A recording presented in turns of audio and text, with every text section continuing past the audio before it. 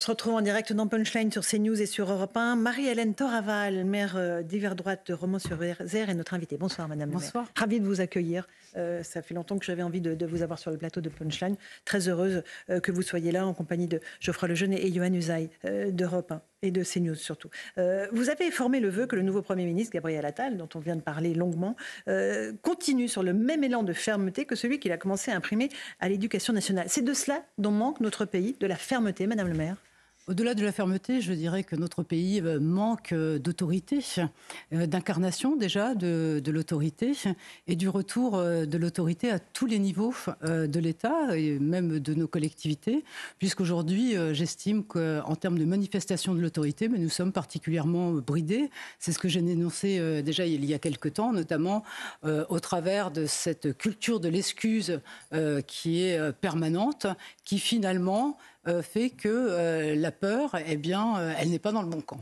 Mais quand vous dites qu'on manque d'incarnation, c'est-à-dire ni le président de la République, ni aucun de ses ministres, ni aucun des leaders de l'opposition n'incarne cette autorité ?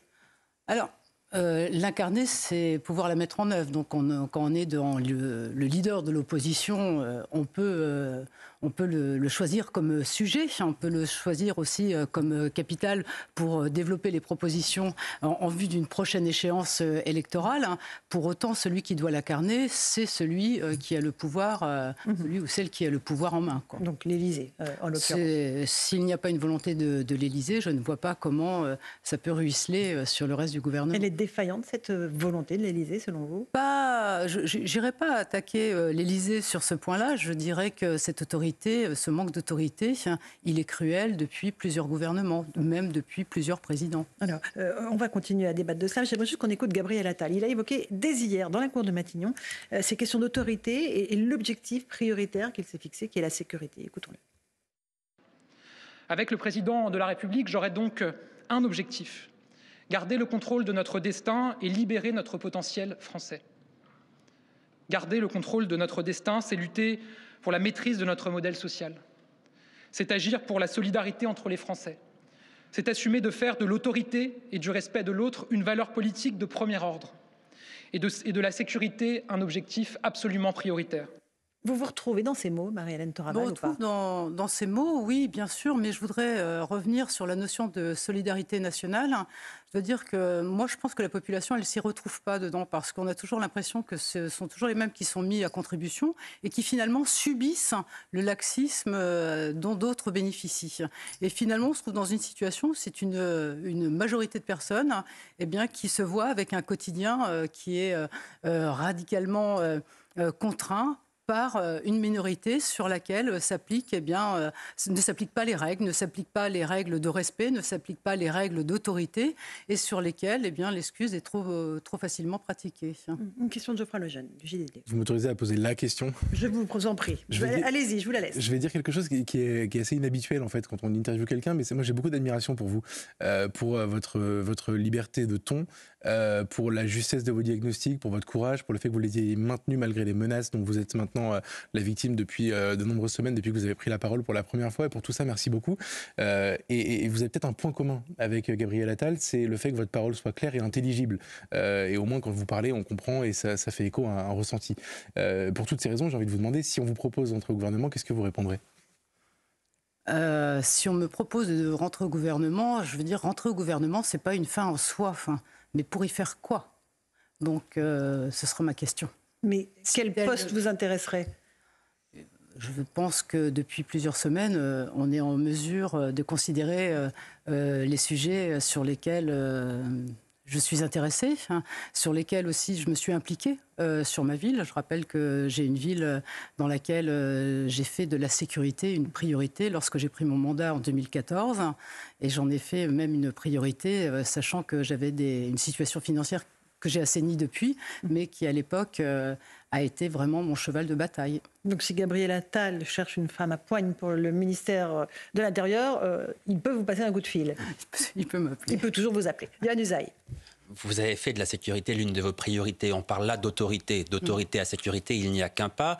Gabriel Attal dit que l'ordre, l'autorité, ça se crée principalement au sein de la famille et au sein de l'école. Vous êtes d'accord avec ce constat? Ça se crée uniquement à ce niveau-là? Il ne manque pas quelque chose? Il n'oublie pas quand même des choses importantes dans ce constat? Je pense quand même qu'il dit une chose qui est quand même fondamentale. Aujourd'hui, on constate, et je l'ai dit notamment dans le cadre des événements de Crépol, où nous avions face à nous des dynasties de délinquants. Alors ça a pu en choquer quelques-uns, mais finalement, je n'ai jamais été contredite sur ce que j'ai dit. Finalement, des générations et des générations. Bien sûr. Bien sûr, nous avons des enfants qui sont issus de parents délinquants. Et je dis que la responsabilité parentale, là, elle n'est absolument pas considérée. Donc, on dit oui, il y a une responsabilité des parents pour des mineurs. Moi, je dis qu'il y a une culpabilité et voire il y a une complicité.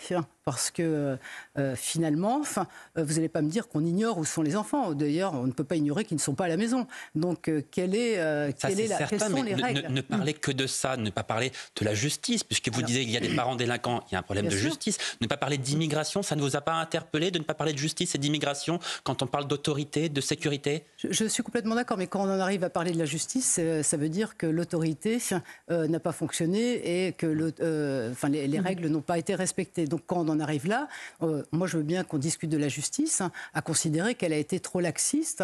J'ai entendu tout à l'heure avec les différents intervenants, je n'irai pas entre lâche ou laxiste, mais je dis qu'aujourd'hui, suivant même des régions dans lesquelles on se trouve, au regard du nombre d'affaires à traiter, on se trouve avec des justices qui sont un peu plus laxistes que d'autres, parce que lorsqu'il y a la nécessité d'une réponse pénale, il n'y a pas forcément la capacité à les accueillir. Je dis aussi que la prison n'est pas forcément une solution non plus, parce que généralement ils ressortent encore avec un CV plus complet qu'ils ne l'avaient précédemment. Enfin, je dis aussi qu'aujourd'hui, il faut qu'on ait des équipements, il faut qu'on ait des solutions qui permettent de rééduquer et pour certains de les reciviliser. Donc des maisons de rééducation, de redressement, comme il pouvait y en avoir à l'époque. On peut appeler ça comme on veut, on trouvera peut-être, on peut trouver un autre nom, mais c'est absolument nécessaire parce qu'aujourd'hui, on a souvent des mesures qui relèvent plus de l'accompagnement social, même si on a des centres fermés, mais il y a quand même une dimension sociale qui est extrêmement importante.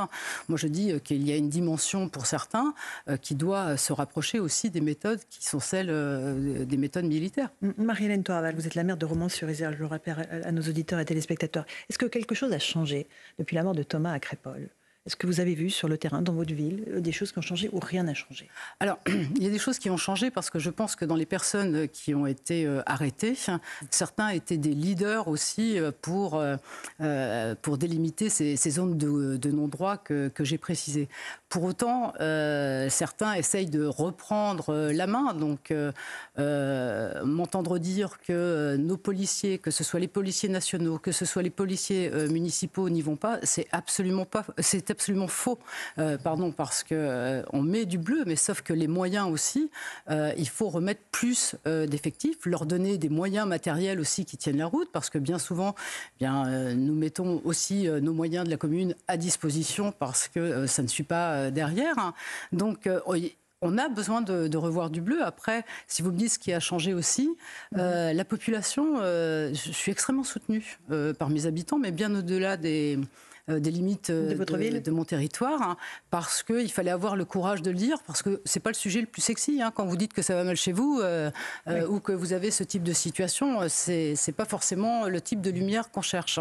Donc moi je l'ai fait, je regrette absolument pas, mais je veux pas en rester là. C'est-à-dire, vous voulez que ça continue à évoluer, à bouger dans le bon sens? Il faut que ça continue. Alors déjà, ça n'a pas bougé, je vous le dis tout de suite, parce que Madame la Première ministre, Madame Borne,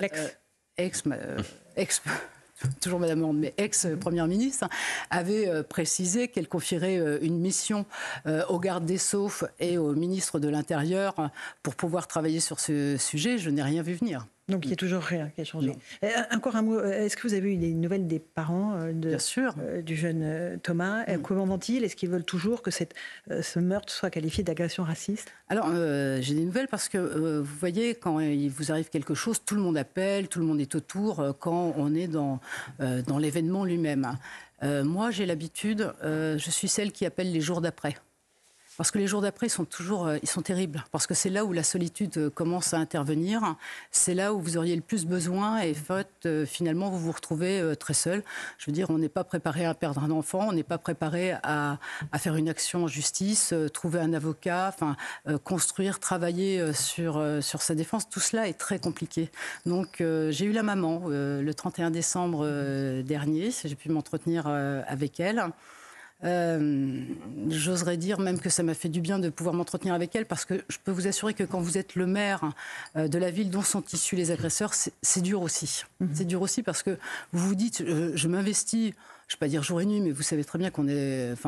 on est corvéable à souhait, on est à portée de baffe, comme vous l'avez dit tout à l'heure, et pour autant on aime ce qu'on fait, quoi. Et quand on aime ce qu'on fait, finalement d'avoir investi autant pour faire bouger les choses, pour faire bouger les lignes, pour faire bouger une ville, pour emmener tout le monde et voir se faire casser l'image avec des énergumènes pareils, je peux vous assurer que c'est dur. Et d'être face à ces parents qui sont dans une douleur immense, mais une douleur qui est aussi forte que la colère qui les habite. Parce que celle-là, elle n'est pas retombée ni chez les parents, ni sur la population. Et elle ne retombera pas. Et elle ne retombera pas, je vous le dis toujours, ce n'est pas un fait divers, c'est un fait de société. Les chiffres de l'indélinquance qui ont été annoncés tout à l'heure ne sont absolument pas bons et ils ne sont pas acceptables.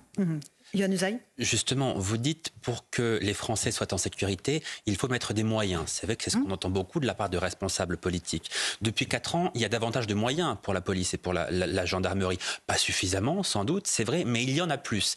Et il n'empêche, vous l'avez dit, les chiffres pour l'année qui vient de s'écouler sont catastrophiques. Ils sont tous en augmentation, qu'il s'agisse de la délinquance ou de la criminalité. Donc, la lutte contre l'insécurité, ça n'est pas qu'une question de moyens. Ça relève de quoi d'autre, selon vous ? Je pense qu'il faut qu'il y ait une volonté politique, il faut qu'il y ait l'affichage. Le président a dit qu'il fallait... Dans quel sens ? Régénérer. Il dit qu'il faut réarmer. Quand on réarme, ça veut dire qu'il faut le bon soldat qui soit là, ou les bons soldats, mais il faut quand même un chef. Donc ce chef doit chefer. Ça veut dire aussi qu'il doit y avoir une stratégie. Il doit y avoir quand on définit une stratégie, il y a des objectifs qui sont assignés. Et je veux dire, on ne se contente pas de dire, ben voilà... je ne sais pas combien de voitures on a en moins de brûler à la Saint-Sylvestre. Je dis que ce n'est pas acceptable d'avoir des voitures qui brûlent à la Saint-Sylvestre. Donc pour vous, la nuit n'était pas calme, la nuit de la Saint-Sylvestre ? Non, on est d'accord. Non, pour moi, je pense qu'on ne peut pas se satisfaire des événements qui se sont passés dans la nuit de la Saint-Sylvestre. La réponse qu'on apporte aux délinquants, elle n'est pas assez ferme. Vous êtes pour le fait qu'on puisse supprimer les allocations familiales dans le cadre d'enfants ou de mineurs délinquants. Il faut aller dans ce sens-là. C'est un des moyens, mais ce n'est pas le seul. Je vous parlais tout à l'heure de la responsabilité parentale. Je veux dire qu'il faut qu'elle soit beaucoup plus effective, parce qu'elle est évoquée, mais je ne sais pas quand elle se traduit sur une condamnation des parents dans un tribunal. Moi, je ne connais pas beaucoup d'exemples. Vous pourrez peut-être m'en citer, mais moi, j'en connais pour ainsi dire pas. Ça, c'est la première des choses. Et puis, cette notion de complicité, je pense qu'elle doit aussi être étudiée, parce que pour moi, c'est le parent, pour le coup, est complice des dégradations ou des faits qui sont commis. Ensuite, quand vous commencez à toucher au porte-monnaie, moi je dis que ça a toujours de l'effet. On essaie aussi, vous voyez, parce que quand ces personnes bénéficient d'un logement social, ça n'est pas rien, parce qu'à chaque fois qu'on parle, quand vous parlez CAF, quand on parle logement social, on parle de l'argent du contribuable, il ne faut pas l'oublier non plus. On parle de cette France silencieuse qui se lève tous les matins et qui va travailler, qui crée de la richesse et qui paie des impôts. Et pour autant, derrière, vous voyez, la notion de solidarité, je pense que le vase est plein. Le vase est plein. Et vous dites que les Français ne veulent plus qu'une minorité de délinquants l'emploi. Bien sûr que non. Et puis cette notion de solidarité ne peut pas s'opérer de cette manière. C'est pas possible. Est-ce que vous êtes toujours la cible de menaces ? Est-ce qu'elles perdurent, Madame la maire ? Alors, j'en ai que 4. Que 4 ? C'est déjà gigantesque. Je suis tranquille depuis... j'en ai pas eu de nouvelles depuis une semaine. Qu'est-ce qu'on vous reproche ? Qu'est-ce que ces gens-là vous reprochent ? Alors, on me reproche... je pense qu'on me reproche mes propos. Enfin, ça, c'est clair, on me reproche mes propos. On me menace aussi de mort. C'est-à-dire qu'il faut me faire taire. Donc, généralement, la dernière menace, c'est je peux choisir entre la rafale de Kalachnikov ou la décapitation. Vous savez, il y a 2 attitudes. Soit vous prenez peur, et quand vous prenez peur, vous devenez faible. Moi, je suis forte, donc je n'ai pas peur. Donc, c'est la raison pour laquelle ça ne m'arrête pas. Et je continuerai à dire ce que j'ai à dire et à pouvoir travailler dans ce sens parce que c'est important pour nous, c'est important pour notre pays, notre société, pour les générations futures. Et vous n'êtes toujours pas protégé depuis ces menaces? Non, absolument pas. Vous refusez? Je n'ai rien refusé, on m'a rien proposé. Ah, vous n'avez rien proposé. On a fait, une enquête a été faite pour savoir quel était mon niveau de risque. Et si je peux vous raconter une anecdote, lorsque j'étais appelée pour qu'on me fasse part du niveau de risque que j'encourais, on m'a expliqué que je n'avais absolument pas aucun risque. Je n'avais pas de risque qui justifiait d'avoir un officier, une protection. Et au même moment, mais je vous dis à la minute près, je recevais ma 3e menace. Bon.